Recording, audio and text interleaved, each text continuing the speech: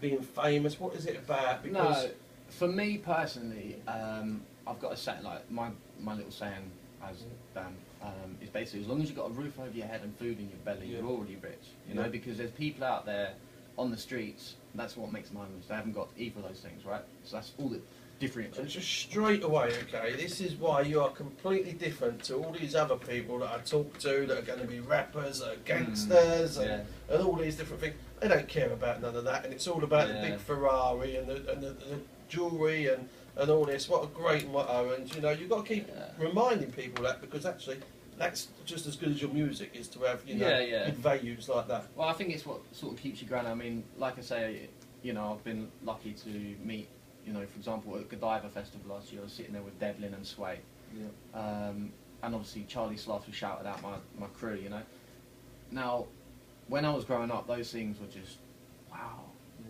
And you would give anything for it. And in that bit, so I know what it's like to be in a position where you're like, I want everything. And once you start to get it, you're like, oh, you know, I remember, and it just brings you back a little bit, and it makes you feel alive, really, because you've achieved something with your life and you can still keep going in life.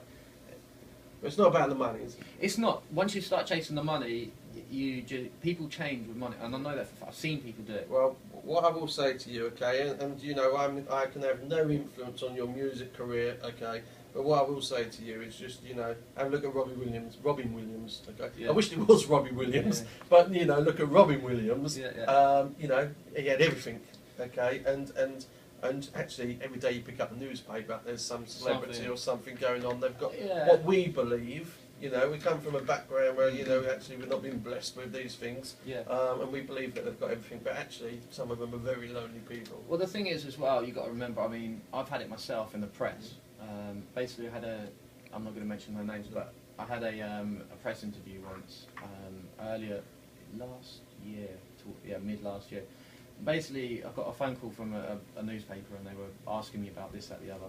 So I told them, and they turned it round and put it in the paper that I couldn't get a gig in my hometown. And I was like, hang on a minute, do you know where I'm going to perform soon?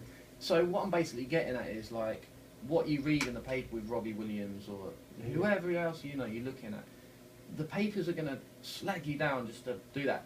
And I know for a fact that Robbie Williams, he gets really bad anxiety, which I can relate to as well. You know? Yeah, me too.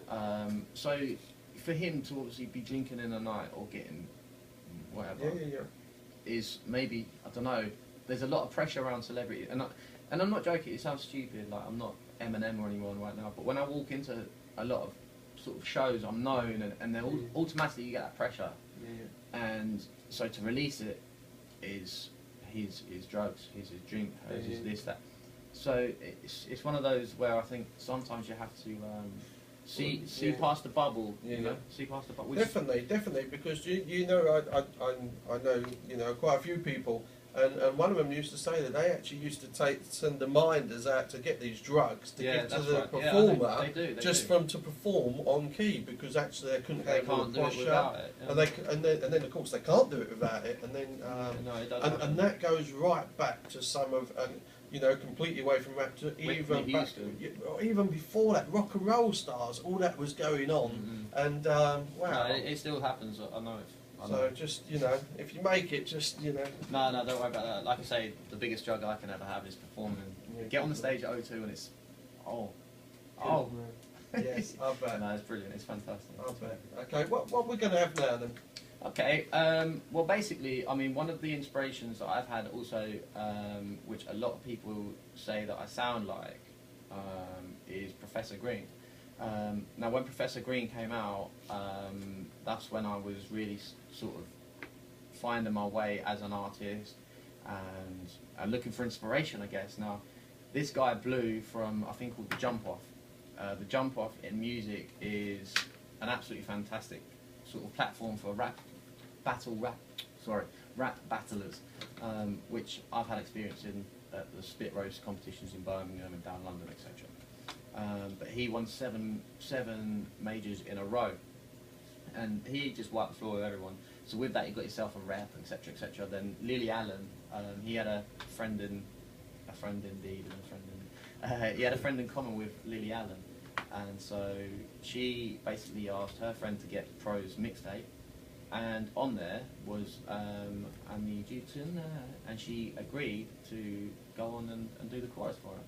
So with that being said, she took him on his tour, on her tour as the, you know, support act, and then that was one of the pinnacles of his start, you know, not of his career, his start. And she bought him a watch for 250,000 quid or something. I think it was valued at a Rolex, obviously.